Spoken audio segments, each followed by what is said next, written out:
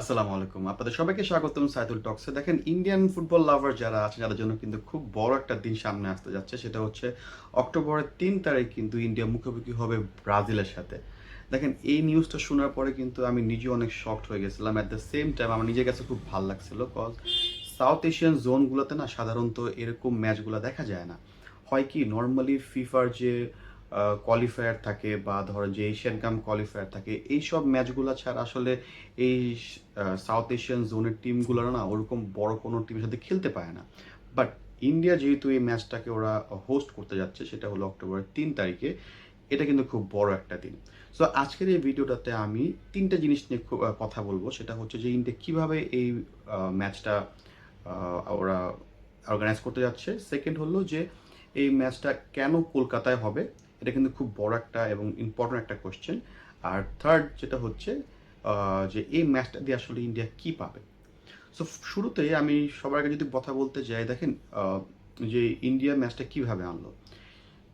News অনুযায়ী শোনা যাচ্ছে যে যখন ব্রাজিল এশিয়ান ট্যুর করার ডিসিশন নেয় সেটা হলো যে ওরা কিন্তু ইন্ডিয়ার ম্যাচের আগেও কিন্তু ওরা অস্ট্রেলিয়ার সাথে দুটা ম্যাচ খেলবে। একটা হলো সম্ভবত 25 তারিখ আর একটা সম্ভবত 29 তারিখ। এটা কিন্তু অস্ট্রেলিয়াতে হবে। এরপরে ওরা এশিয়ান কাছাকাছি নিয়ার বাই কোনো কান্ট্রির সাথে খেলতে যাচ্ছিল। এখানে কিন্তু বাংলাদেশও ছিল। টিএনটি নিউজ অনুযায়ী জানা যায় যে ওরা কিন্তু বাংলাদেশের কাছেও আসছিল, কিন্তু এটা কিন্তু হোস্ট করতে গেলে অনেক বড় একটা অ্যামাউন্টের টাকা পয়সার ব্যাপার স্যাপার আছে। পাশাপাশি এটা যে হোস্ট করার যে অ্যাবিলিটিটা এটাও কিন্তু একটা ব্যাপার আসে। তো ফার্স্ট থিং ফার্স্ট যেটা হচ্ছে যে ইন্ডিয়ান ফুটবল ফেডারেশনকে কিন্তু ধন্যবাদ দেওয়াই যায়। কারণ কি এইসব ম্যাচগুলোকে আসলে হোস্ট করতে গেলে না খুবই ভালো ডিপ্লোমেসি থাকে না, ফুটবল ডিপ্লোমেসিটাকে খুব ভালোভাবে এনহ্যান্স করা দরকার পড়ে।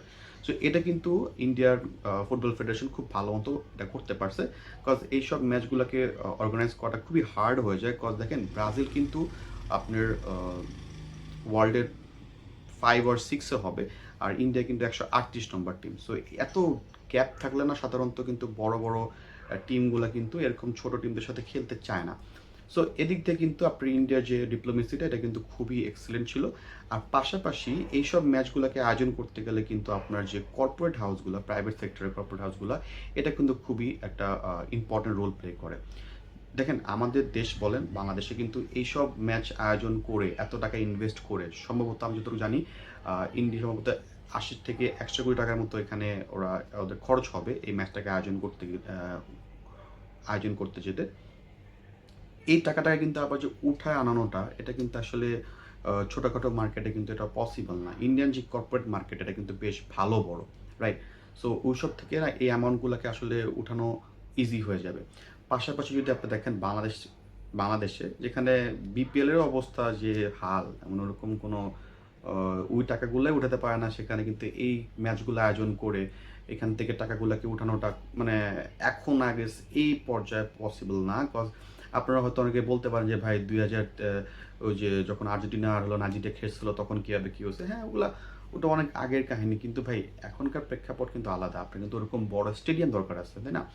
তো ওরকম কিন্তু ফ্যাসিলিটিস বাংলাদেশে, আর এছাড়াও কিন্তু বাংলাদেশ কিন্তু এখনকার টাইমে ওরকম ওরকম থাকে না যে কোনো রকম কোনো কিছু হোস্ট করছে বা এরকম কিছু করছে, ওরকম আমার দেখা মনে হয় ওরকম কিছু নাই। আর যদিও আহ, বাংলাদেশ এটার জন্য অ্যাপ্লাই করছিল, ট্রাই করছিল, বাট ইন দি এন্ড এটা কিন্তু ইন্ডিয়ার কাছেই গেছে। কজ ইন্ডিয়ার মার্কেটটা বেশ বড়, ওদের কিন্তু জনগণও প্রায় আপনার 150 কোটির কাছাকাছি। সো ওই দিক থেকে চিন্তা করলে এটা কিন্তু ইন্ডিয়ার জন্য বেশ ভালো একটা আহ, জায়গা হবে এবং ওই টাকাগুলোকে আসলে ওরা উঠানো ইজি হয়ে যাবে।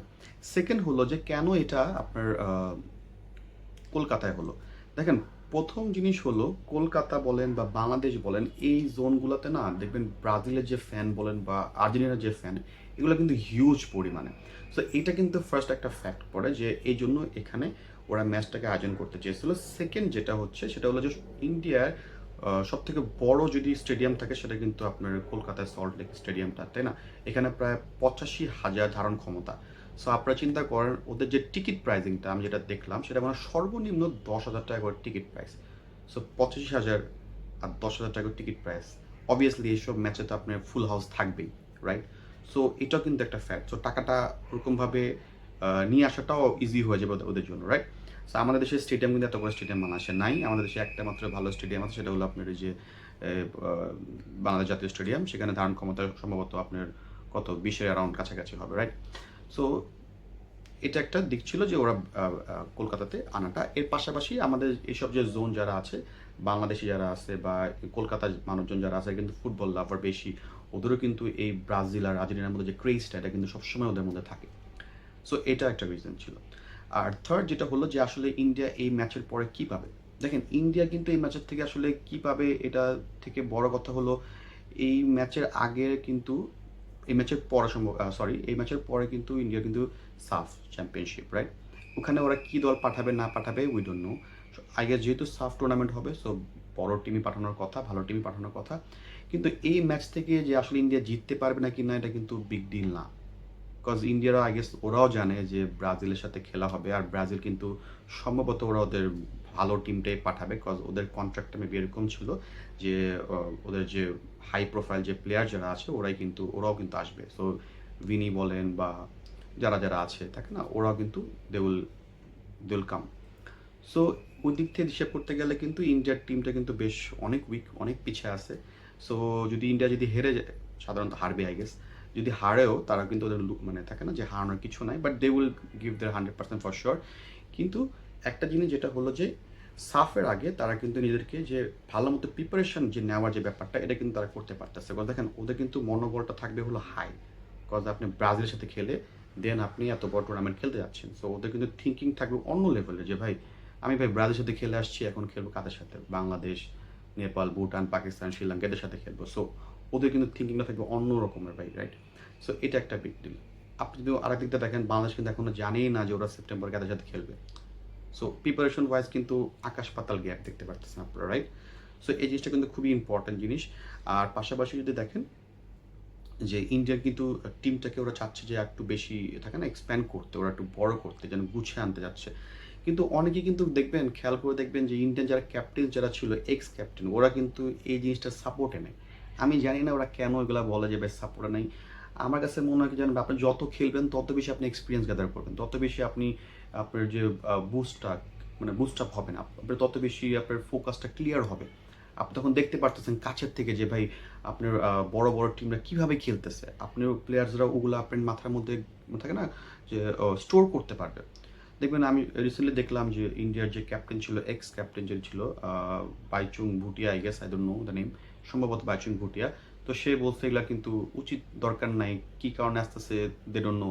সো আমার কাছে মনে হয় এইসব জিনিসগুলোকে না অ্যাভয়েড করাই উচিত, কারণ এইসব জিনিসগুলোকে বেশি ফোকাসে আনলে না প্লেয়ারদের উপর বেশি ইম্প্যাক্ট ক্রিয়েট হবে।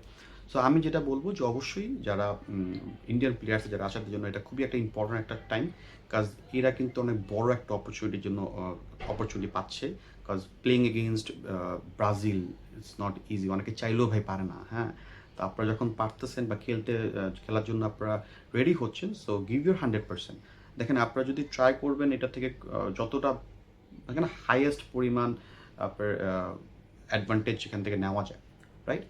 সো এই ছিল আজকের ভিডিওতে। যদি ভালো লেগে থাকে অবশ্যই আপনার মতামত আমাদের কমেন্টস বক্সে জানাবেন। আর যদি কোনো রকম ভুল হয়ে থাকে আমার এই ভিডিওটাতে, তাহলে অবশ্যই ক্ষমা চোখে দেখবেন, যেহেতু আমি নতুন, সো অনেক কিছু ভুল হয়ে যায়।